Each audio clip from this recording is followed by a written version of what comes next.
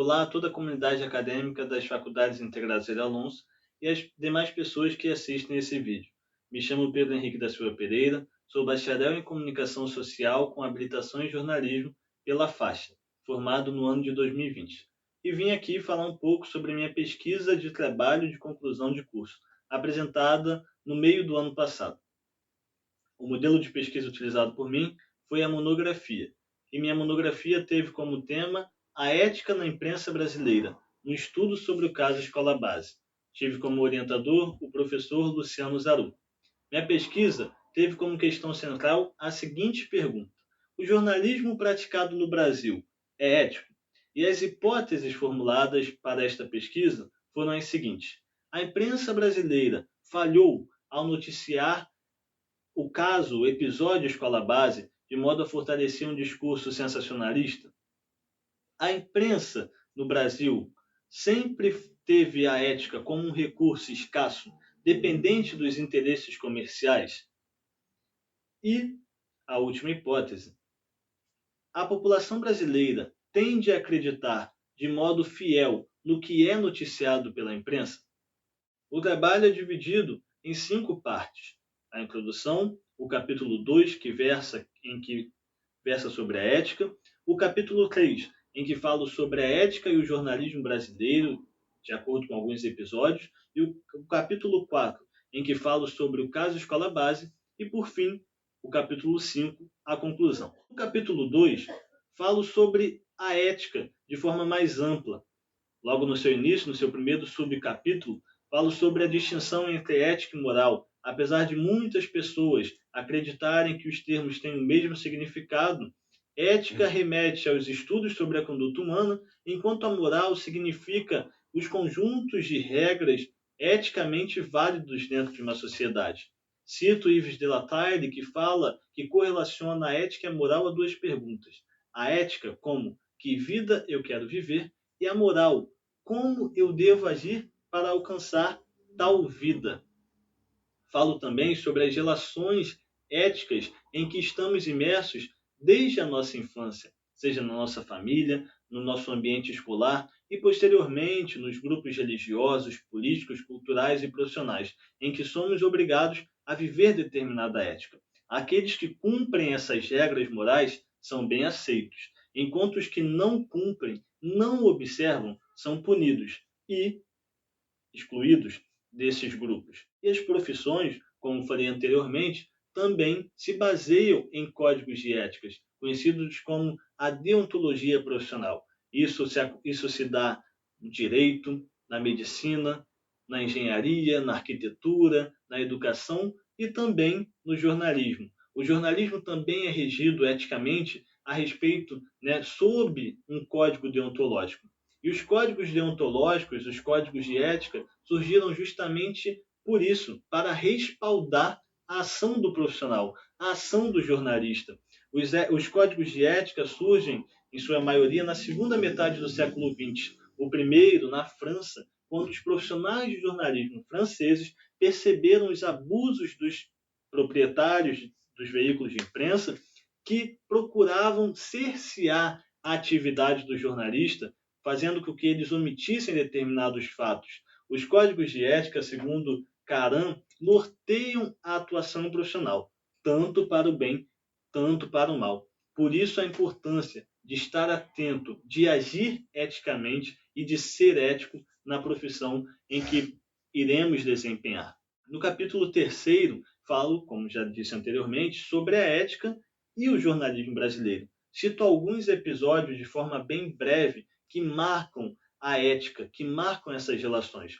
Logo no início da imprensa do Brasil, quando ficamos baseados em 2 jornais, o Correio Brasiliense, que nem era produzido no Brasil, mas é considerado o primeiro jornal, que fazia duras críticas à família imperial, ele que mesclava literatura e notícia, informação e opinião, e a Gazeta do Rio de Janeiro, jornal, veículo de imprensa puramente publicista, que se dedicava a elogiar, a cumprir uma agenda da família real. Era o jornal que atuava como um porta-voz. Em seguida, falo sobre a imprensa como negócio. o jornalismo brasileiro que começou a adotar características de negócio no final do século XIX, quando os jornais da Europa já adotavam essa característica. Nessa fase, os jornais, os veículos brasileiros se modernizaram, adquiriram novos equipamentos, venderam espaços para anúncios publicitários, né? O objetivo principal não era informar, mas sim lucrar.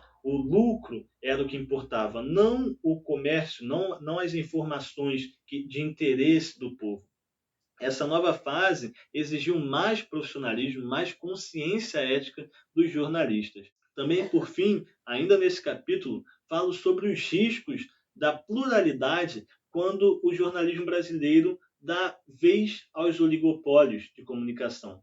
Sabemos que no Brasil muitos dos veículos de imprensa pertencem a poucas famílias e que essas famílias noticiam o que quer e como quer. Os pequenos jornais não têm tanta vez, né? O que tem vez são os grandes jornais, as grandes corporações que modificam, que transformam a opinião de acordo com os interesses políticos, comerciais e econômicos dos grandes empresários. E o capítulo 4, né, onde eu me debruço sobre o caso Escola Base, o objeto de estudo desse trabalho, eu falo sobre esse caso emblemático na história da imprensa do Brasil, uma das maiores fake news nesses mais de 200 anos de história da imprensa, de história de tantos bons serviços prestados à população. Alguns episódios contrariam esses bons serviços. E o caso Escola Base foi um desses, em que a cobertura sensacionalista de alguns veículos, de alguns jornalistas, mancharam para sempre a integridade de 7 pessoas, de 7 vidas. Esse episódio mostra quão vulnerável a ação jornalística pode estar quando os jornalistas e quando os veículos não carregam em si valores éticos, valores morais. O caso Escola Base, né, uma mentira, um erro, né, inventado por duas mães, por duas senhoras, né, que tinham seus filhos matriculados em uma escola de educação infantil, gerou um grande erro na mídia paulista e aí foi ganhando proporções midiáticas de nível nacional. O caso Escola Base foi bem aprofundado tanto na mídia impressa, mas de forma mais específica na mídia televisiva, uma mídia que tem grande influência na sociedade brasileira pelo seu alcance, uma mídia que está num alcance maior da população brasileira. O caso também é aliado a uma má postura do delegado que conduziu o caso perante a esfera jurídica, perante a esfera civil, né, perante a esfera policial, melhor dizendo, mas que também não podemos excluir a culpa que os jornalistas tiveram nesse caso, no decorrer desse caso. É claro, tiveram meia-culpa, processos de meia-culpa, pedidos de desculpa, mas que não foram suficientes para recuperar a integridade, a honra dessas 7 pessoas que foram injustamente acusadas pela ação do jornalismo. O caso mostra como é necessário estarmos atentos a esses valores. Como a teórica da comunicação Esther Kozlovsky diz, o que é impresso pela imprensa tem um caráter indelével, dificilmente se apaga, devido à força do que está escrito, devido à força do que se fala, do que se noticia. Por isso, tão importante estarmos atentos ao que falamos, ao que transmitimos à população. Uma das grandes alegrias que eu tive ao longo desse trabalho foi poder entrevistar alguns personagens relacionados a caso Escola Base. Uma jornalista e um dos acusados me cederam uma entrevista que está expressa na íntegra no meu trabalho de TCC, né, e que puderam contribuir para que eu pudesse entender, aliado a todo o referencial teórico, o que foi o caso Escola Base, um dos mais emblemáticos erros da imprensa no Brasil. Por fim, da conclusão, consigo responder, né, a pergunta central que é feita e também as hipóteses. E faço uso do texto aqui para terminar. O que se refere às hipóteses levantadas, todas elas são válidas em alguns cenários da história e da realidade, mas necessitam ser bem observadas para que se evitem os erros, posteriores erros, para não cairmos no erro da generalização e realizar um julgamento errôneo, como foi realizado no caso escola base.